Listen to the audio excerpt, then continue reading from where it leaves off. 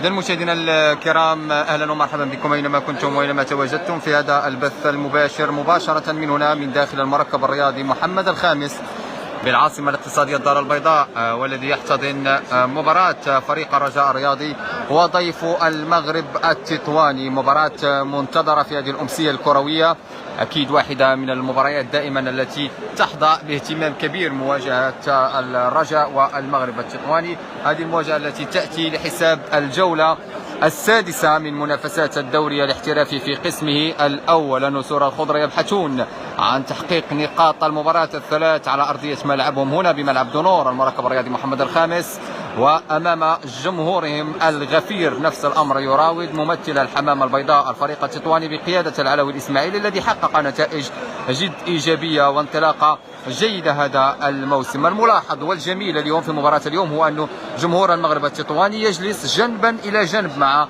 جمهور الرجاء، يعني جماهير التطوانية بالعشرات، يعني أعداد محترمة تجلس جنبا إلى جنب في هذا المكان المقابل مع جمهور الرجاء الرياضي، وهذا يؤكد الروح الرياضية التي تطبع العلاقة التي تجمع بين جمهور الفريقين، وهذا نتمناه بين جماهير جميع الأندية الوطنية. بينما جمهور الرجاء كما جرت العادة بالآلاف حاضر هنا بالمركب الرياضي محمد الخامس بالدار البيضاء ليؤازر ويناصر الأسود في رحلة اليوم، رحلة البحث عن نقاط المباراة الثلاث في مباراة مهمة ومهمة جدا. فريق الرجاء الساعي إلى العودة إلى السكة الصحيحية محليا